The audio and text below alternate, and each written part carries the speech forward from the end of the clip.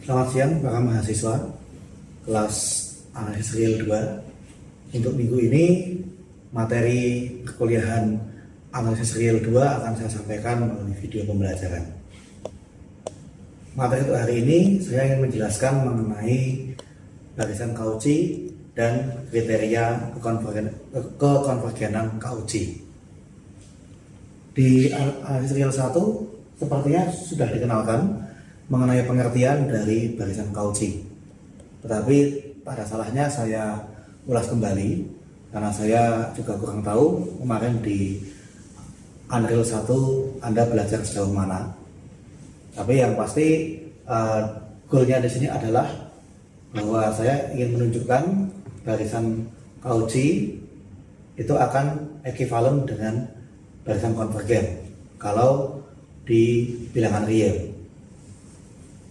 Nah, mula-mula kita ulas kembali ya, ada dua buah definisi. Kalau untuk barisan konvergen ya, ini yang Anda sudah pelajari di Unreal 1. Konvergen yaitu artinya sebenarnya maknanya punya limit ya.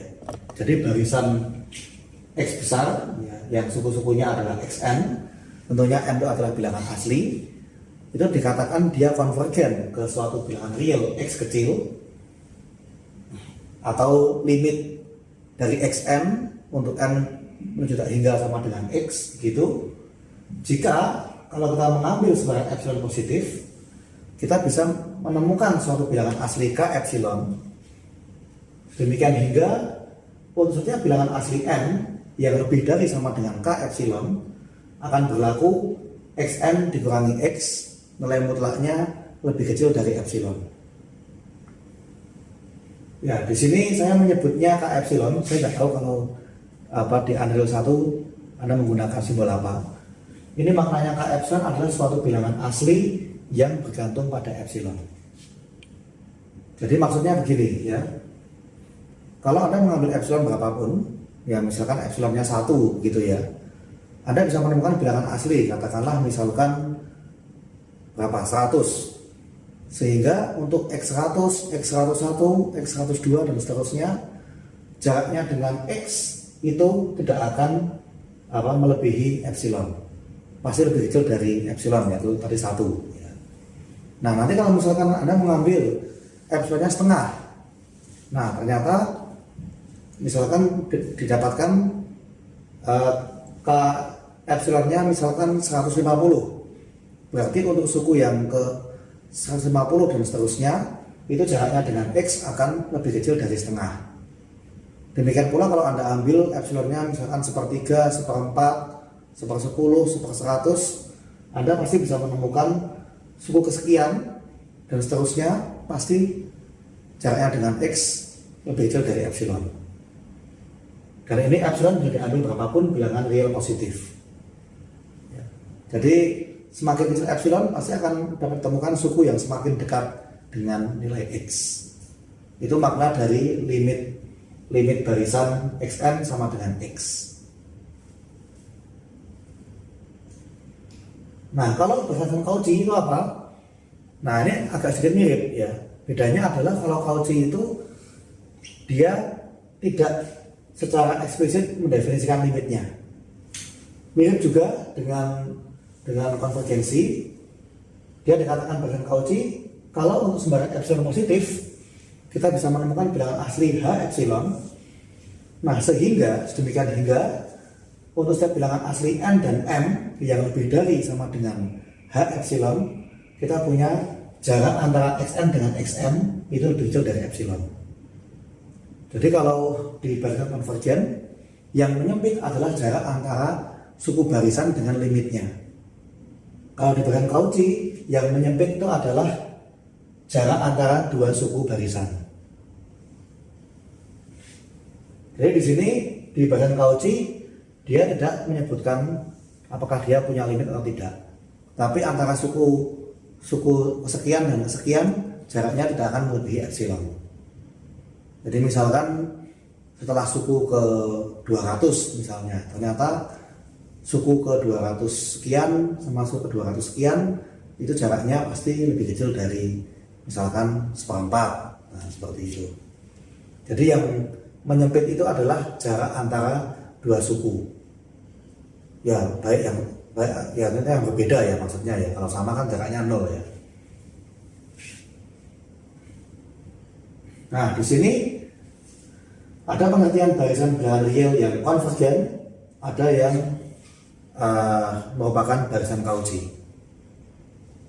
Ya, ada kemiripan tapi juga ada perbedaan. Nah, di sini saya akan menunjukkan ternyata barisan bilangan real yang konvergen itu akan berakibat dia juga merupakan barisan Cauchy, dan sebaliknya barisan Cauchy atas bilangan real juga pasti akan konvergen. Nah, sehingga nanti misalkan ada pertanyaan untuk menunjukkan suatu barisan konvergen tetapi Anda tidak tahu limitnya berapa, Anda bisa menggunakan kriteria barisan Cauchy. Karena kalau Anda mau membuktikan barisan itu konvergen, berarti Anda harus menentukan limitnya berapa. Masalahnya seringkali Anda tahu ini konvergen, tapi Anda tidak bisa menentukan berapa limitnya. Tetapi kalau Anda membuktikan dengan barisan Cauchy, Anda tidak butuh menentukan berapa limitnya. Nah, nanti ini akan kita lihat bagaimana kita membuktikan suatu barisan bilangan real yang konvergen itu akan ekivalen atau jika dia merupakan barisan Cauchy. Nah, sebelum ini akan saya berikan dulu lemma untuk membuktikan bahwa barisan Cauchy itu pasti merupakan barisan yang terbatas. Setelah itu baru kita nanti membuktikan teorema utama kita. Mula-mula kita akan buktikan dulu sebuah lemma bahwa barisan Cauchy itu pasti merupakan barisan yang terbatas. Mestinya di analisis real 1 Anda sudah belajar bahwa barisan yang konvergen itu akan terbatas. Nah, untuk barisan Cauchy idenya juga sama. Jadi mungkin ini hanya sedikit pengembangan ya. Saya tidak tahu apakah di analisis 1 sempat dijelaskan ya. Tapi tidak ada salahnya saya ulas kembali ya, supaya jadi satu rangkaian utuh. Nah, di sini kita barisan Cauchy atas R ya, atas himpunan bilangan real, dia terbatas. Nah, kita misalkan saja namanya ya X besar ya, barisan XN ya. Jadi misalkan barisan X besar itu XN suatu barisan Cauchy.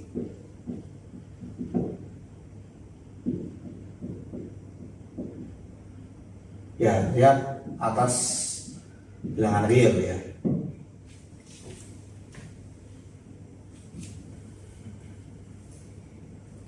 Nah, menurut definisi dari barisan Cauchy, kalau saya mengambil sekarang epsilon positif, pasti saya bisa menemukan suatu bilangan asli H epsilon. Sehingga kalau N dan M itu lebih besar daripada H epsilon, maka selisih dari XN dan XM pasti lebih besar dari epsilon. Oke, supaya saya bisa memfikskan ya, bisa menentukan dengan jelas batasnya, karena saya membuktikan dia terbatas, berarti saya harus menentukan apa batasnya. Supaya saya bisa menentukan batasnya, saya mengambil nilai epsilon yang fix, misalkan saja 1 ya.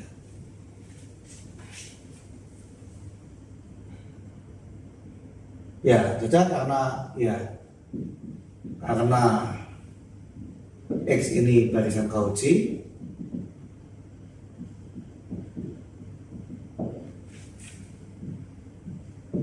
maka untuk saya pilih epsilonnya sama dengan 1, akan terdapat bilangan asli yaitu H1 begitu, dimana saya juga tidak tahu H1 ini berapa. Yang pasti ini nilai bilangan asli yang bergantung pada epsilon sama dengan 1 ya, sehingga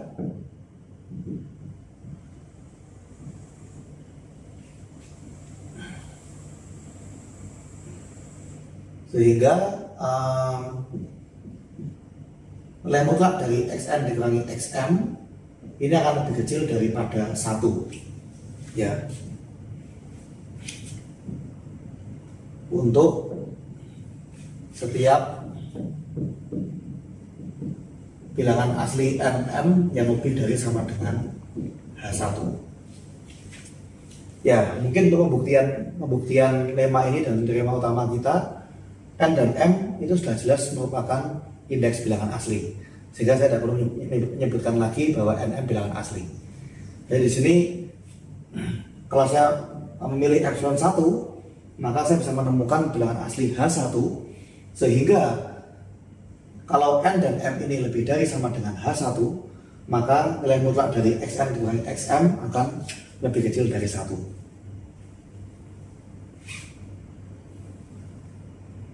Nah, tentu saja ini N dan M ini bisa dipilih sebarang ya. Nah, kalau misalkan saya pilih M-nya ini sama dengan H1 sendiri, berarti kan juga berlaku.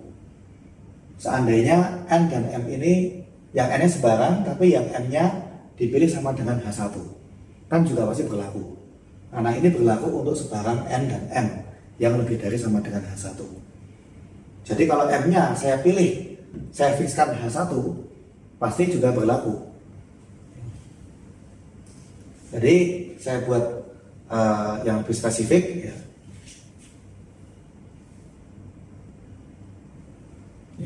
Mungkin ya saya tulis ya, oleh karena itu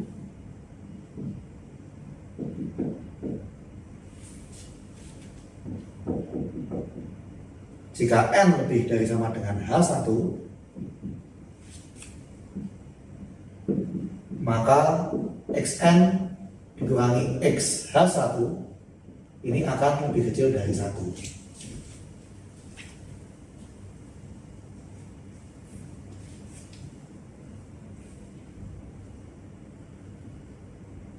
Jadi di sini yang sekarang hanya tinggal N-nya saja. Oke. Nah, kemudian kita mencoba untuk menggunakan ketaksamaan segitiga. Mungkin saya taruh di sebelahnya, gitu. Di sini Xn itu kan sama dengan Xn dikurangi XH1 ditambah XH1.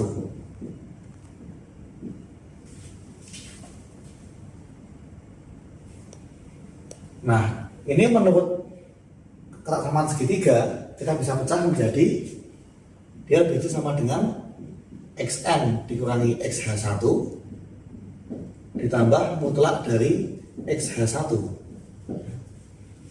Ingat ya, ini sifat ketaksamaan segitiga. Nilai mutlak dari A tambah B lebih kecil sama dengan nilai mutlak A ditambah nilai mutlak B.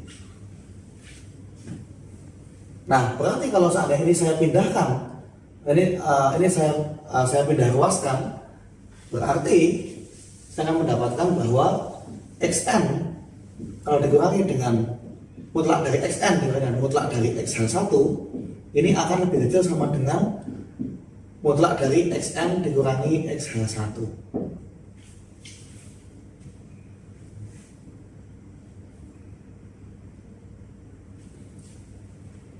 Ya, jadi kalau ini kita kembalikan ke persamaan sebelumnya, Xn dan XH1 ini kurang dari 1. Berarti mutlak dari Xn dikurangi mutlak dari XH1 juga akan kurang dari 1. Ya.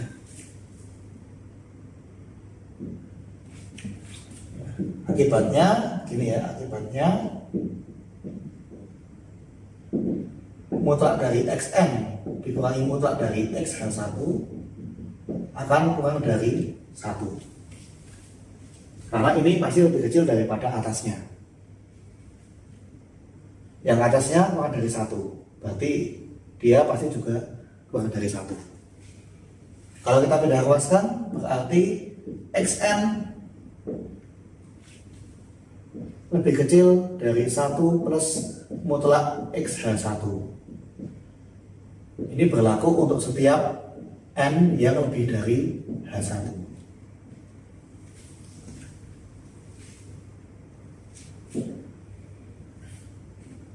Nah, jadi ternyata nilai mutlak dari Xn, kalau untuk N yang lebih dari sama dengan H1, itu tidak akan melebihi 1 plus XH1. Jadi ini sudah menjadi batasnya. Jadi ini menjadi batas dari Xn untuk N yang lebih dari sama dengan H1. Nah, kalau mau mencari batas dari semuanya bagaimana? Ya tinggal kita bandingkan saja dengan X1, X2, X3 sampai XH1 mana yang paling besar. Nah, jadi di sini ya yang ini saya hapus.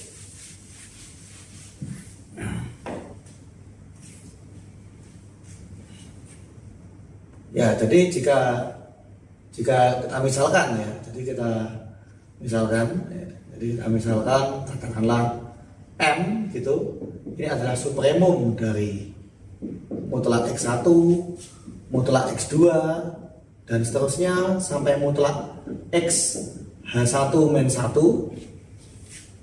lalu ditambahkan dengan 1 plus mutlak dari XH1 begini.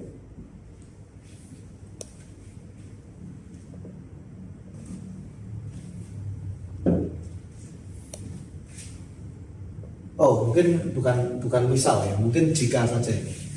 Jika M sama dengan supremum dari X1, X2 dimutlakkan sampai mutlak XH1 min 1 dan 1 plus mutlak XH1, maka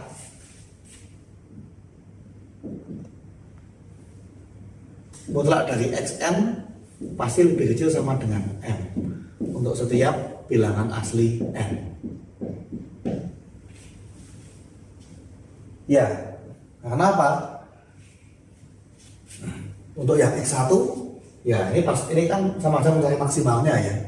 Berarti kan ini pasti sudah lebih dari sama dengan X1, X2 sampai XH1 min 1. Dan untuk XH1 dan seterusnya pasti akan kurang dari 1 plus XH1 menurut penjabaran sebelumnya. Jadi untuk yang suku sebelumnya XH1 ini pasti sudah kurang dari M karena kita membandingkan semuanya. Sedangkan untuk suku yang ke H1 dan seterusnya pasti kurang dari 1 plus XH1. Nah, sehingga untuk sembarang bilangan asli N ini pasti akan kurang dari sama dengan M. Dan karena ini berhingga banyak ya, ini kan hanya sebanyak H1 suku, ini pasti juga merupakan bilangan real ya. Sehingga M ini pasti merupakan suatu batas bilangan real. Nah, jadi dengan kata lain,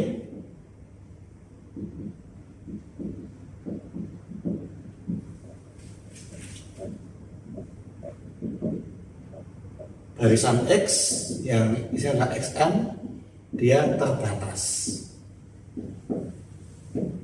dengan batasnya dia adalah M besar.